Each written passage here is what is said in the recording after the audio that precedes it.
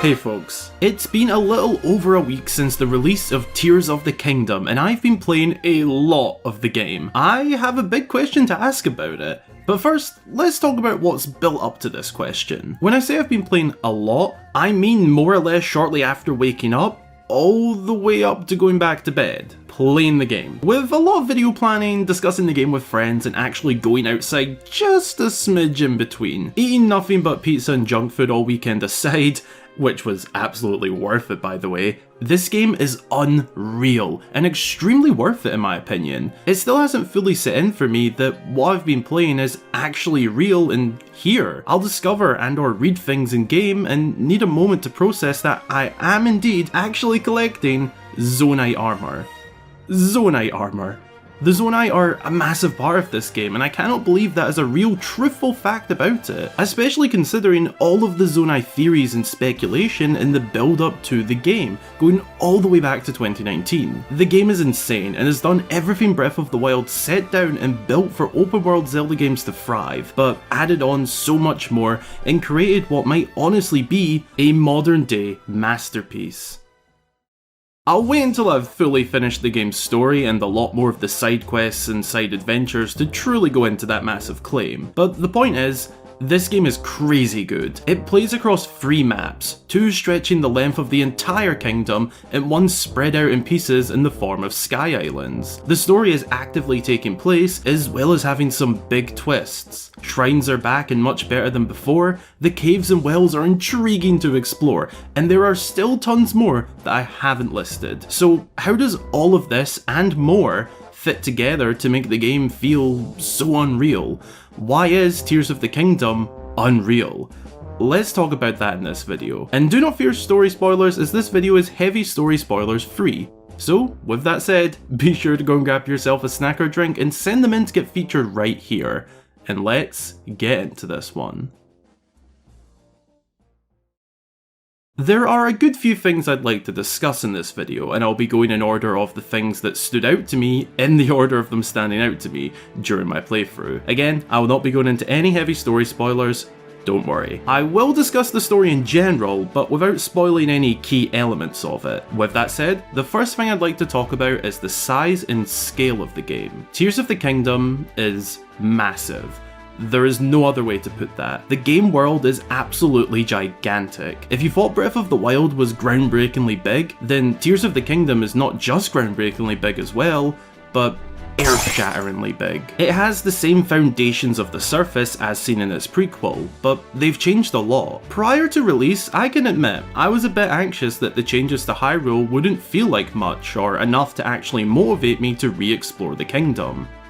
My god, I was wrong. From the get-go, everything interested me and captured my attention, often way too many things all at once, leading to distraction after distraction, which is something we'll talk about a bit more later in the video. Now, a key part of why this happened is to do with how graphically beautiful this game is. The render distance that affects how far into the distance you can see, and the quality of said distance has improved massively. You no longer see a blurred, distant castle or mountain, you now see a sharp image of a massive castle or tall mountain to explore. This helps a lot. As well as that, the sheer size beyond Hyrule as a surface map is insane. Particularly the fact that you can seamlessly go from the Sky Islands, dive off down towards the surface, and go down a chasm directly into the depths, and there is not a single loading screen. That is insane to me. Prior to the release of the game, when I was still speculating, I had said that I think if there is an underworld that is the same size as Hyrule, then surely there would have to be a loading screen, but there isn't. And it's honestly beautiful how easy you can transition between the 3 maps. Well, really, it's one gigantic map split into 3 sections. The size and scale took my breath away from the very beginning. From diving down to the Great Sky Island, which I have a video of going over 9 secrets and details found there by the way, if you want to check that out, link below, to reaching the Kingdom of Hyrule, and then eventually the depths. The size is overwhelming in a very good way. The scale is spectacular, but this is just one key aspect of making the game feel unreal to me. The story format so far has amazed me, and once more, I will not be spoiling the key story itself, but just on the side of caution, I will go into the format of it. Skip ahead to the time on screen if you want to skip over this part. Tingle is the final boss! Ah, gotcha. Just kidding. I sadly haven't found Tingle yet. If he is somewhere in the game anyway. But I had you thinking there. Right? Anyway, the biggest aspect of it for me is the fact we are actually playing out a more active story. The story is happening as we play the game. Not like Breath of the Wild where the story already happened. We just learned about it whilst playing out what felt like to me a light story in order to unlock the real one, which happened 100 years ago. From the get-go, Tears of the Kingdom goes hard into the story. It has you picking up super mysterious vibes, to suddenly switching your feelings to shocked, overwhelmed and not sure what's about to happen, all in a matter of minutes. The progression feels steady, whilst also being able to do things at your own pace, whether that's slow burn or speedrun. Not just that, but this story feels a lot more complex than before, more twists and turns and genuine mysteries as to what's going to happen. I'm saying this from a retrospective view, but Breath of the Wild's story was a lot more predictable than most Zelda games. That goes for Tears of the Kingdom as well. It's as if the big plot twist was what happened 100 years ago. However, the biggest main story point that has me in awe is how greatly improved this game's dungeons are. Dungeons are a crucial part of building the story of a Zelda game, and mate, I cannot express to you how much better the build-up, dungeon itself and boss battles are in Tears of the Kingdom. They are still open air, but the main improvement for me is that they actually have unique themes. I'll do a dungeon ranking and more deep dive at some point and go more in depth whenever I get to that, but to sum it up briefly, in comparison to the other open world 3D Zelda games, these dungeons are leaps and bounds better. The developers have really taken fan feedback into consideration with these, and it shows. Story-wise regarding the dungeons, it's emotional. It's very overwhelming and emotional. I cried watching my first post-dungeon scene, and I love that the game brought me to tears. Heh, Tears of the Kingdom, right? The story itself often just feels unreal to me. Part of that will undoubtedly be because the long wait for this game is over, and it just hasn't set in that I'm playing the game I'd waited years for, but also because it genuinely is unreal. I won't spoil it, but be prepared for a wild ride of massive lore dumps, emotional moments, and one heck of a ride when it comes to the story. Probably the most real part of this unreal feeling is the amount of stuff to do. I say that because I feel like this was always going to be something the game would have improved from the last. Breath of the Wild had things to do, but I'd say it's fair to say that a large majority of fans felt the side quests were a little lackluster. There were one or two big ones, but the rest weren't very memorable. However, in Tears of the Kingdom, there is an overwhelming amount of not just side quests to pick up, but also a new category: side adventures. Side adventures in this game are smaller little tasks, whereas side quests are more larger tasks, sometimes involving multiple steps. I like this specification of how big the tasks are. I've only done a small handful of side quests and adventures so far, and I gotta say, they are fun. They feel like proper side quests with good consistency and variety. So, you know, it's not super unreal, but still needs to be mentioned. The shrines, on the other hand, have been improved massively. Upon first impression, I did think shrines again might feel like a simple reskin with some puzzles. I was wrong. Whilst it is a reskin of shrines, the puzzles and challenges the puzzles and challenges have improved a ton. They are very focused on making you think about how you can use and sometimes manipulate the new mechanics. I don't know how else to explain it other than they're just much better and more challenging. They really make you think. These Zonai shrines make you think outside of the box, but man, the stuff to do doesn't stop there. One of my favourite things to do is explore caves and wells. They are life. As a cave boy, these fascinate me. It's so cool being able to find what in the last game would have been decoration for the world, and now, jump down and explore it. Caves have opened up all over Hyrule and offer some really fun exploration. Something I really like about them is how deep some of them go. You'll often have multiple ways to go, multiple ways to enter, and sometimes you won't even find the other ways until you've found your way out the other end and realise you haven't actually completed the cave. You can go back in and notice a pathway that was above your head earlier in the cave. Some contain cool Zonai ruins, others contain overall boss battles, some are just really cool caves, some even have very cool environmental storytelling. In the grand scheme of the game, this might actually be quite small, to some, but it definitely expands the adventure a great amount. Then, as I briefly mentioned earlier, there are all the changes to Hyrule as we knew it from Breath of the Wild. I was a little bit anxious about this as well, that throwing some sky debris around, adding in a few bits and pieces wasn't going to be enough. But the truth is, it is enough. Well, the truth is that it is actually much more than what it seemed. It's not just bits and pieces thrown across the kingdom. The entire kingdom has been worked on for us to re-explore, and I can give you my word, the Hyrule Gamer word. Hyrule is worth re-exploring. From new settlements to changes to existing ones. Some small, some big. It's enough to the point where the land both does and doesn't feel familiar. It's as if you have to re-explore, but want to, because there is a good chance of there being something new. Almost everywhere I've went has had some sort of cool change. Whether it be a new shrine, cave, well, chasm, or an actual overworld change like a new settlement, new boss, or enemy camp, or NPC, or something. Maybe even something that has fallen from the sky. Perhaps the start of a new quest, I don't know. It could be anything, and it is extremely motivating to explore the kingdom again. That in itself is unreal. I thought I'd want to explore Hyrule again anyway, but I did not expect myself to be this motivated to do so. The developers did really well with this aspect of the game.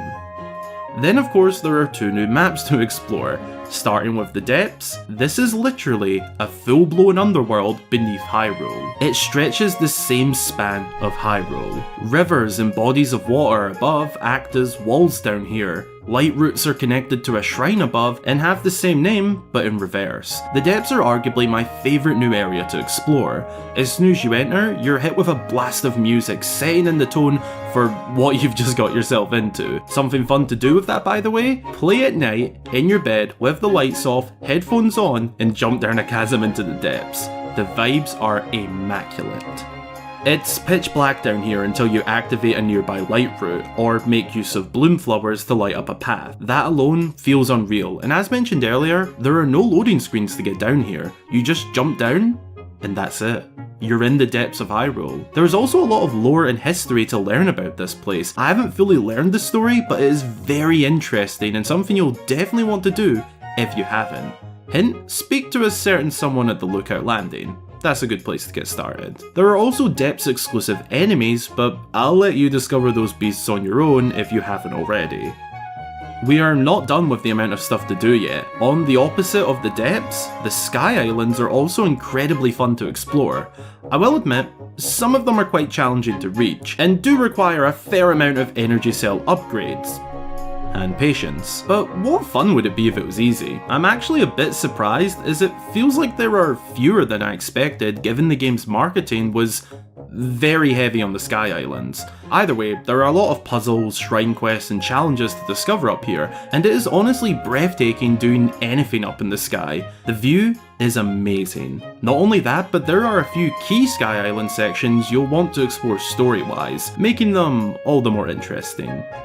I've touched on this a few times, but I want to give a specific mention to the many new enemies as well. Not just that, but how difficult some of them are. Unlike in Breath of the Wild, you don't become overpowered after a few days of game time. The enemies of course level up with you, like in the past installment, but they are not easy and you don't get overpowered. They've definitely made all enemies a lot harder and the leveling up with you system a lot better, and I really like that.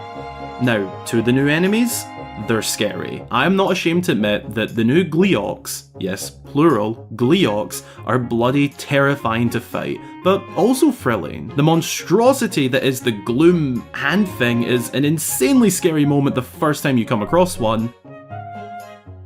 And then every time after. Erkuda are cool additions and remind me of Cargroks a lot. Likes offer a cool little fight as well as having many versions of them. Of course there are returning enemies. Oh, and there are the new constructs of course, and their boss type, the Flux construct, which makes use of all of your new abilities in some pretty cool ways. But my favourite new enemy so far is the Hyrule, the cave-based Blinn enemy that sticks to the ceiling and attacks from above. They give me massive Twilight Princess vibes.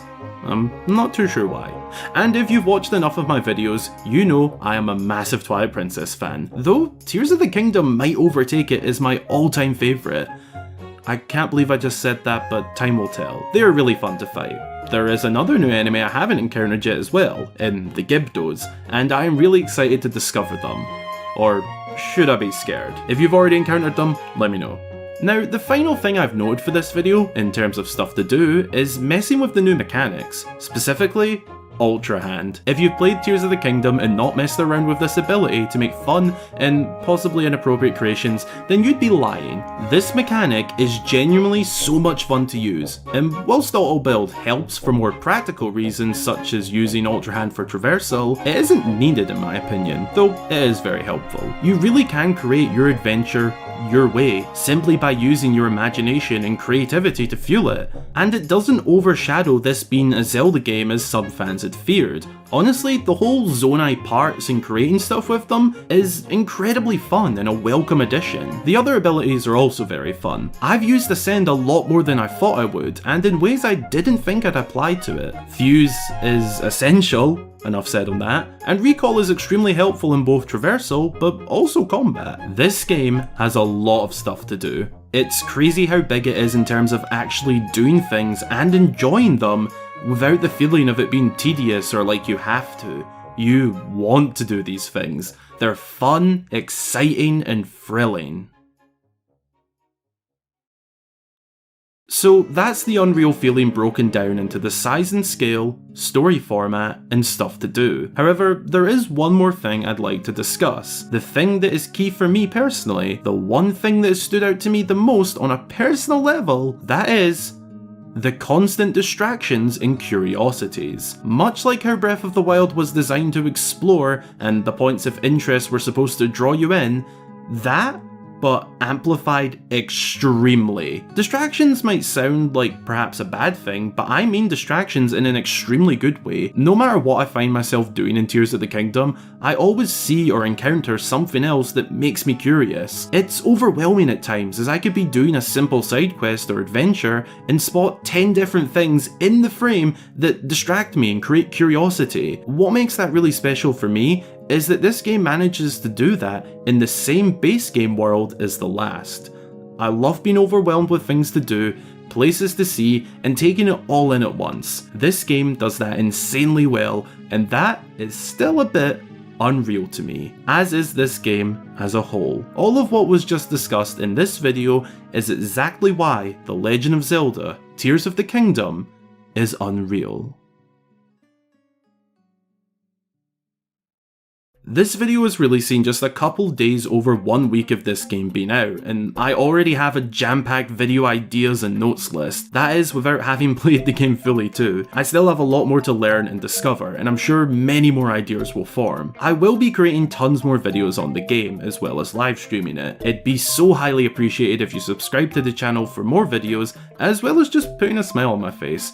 It means a lot to me. Drop a like if you enjoyed the video, and if you're feeling extra fancy schmancy, leave a comment with your thoughts on the game so far. I'd love to read them and see what all of you lovely folks think of Tears of the Kingdom so far. As always, a massive shout out goes to my channel supporters, as you help to make these videos possible week in, week out, all month long, 365 days a year. If you'd like to join them and get yourself a shout out on joining as well as your name at the end of every video, then consider supporting via the links below. Thanks for watching. I hope you all have an amazing rest of your day or night, and until the next time, I've been Hyrule Gamer.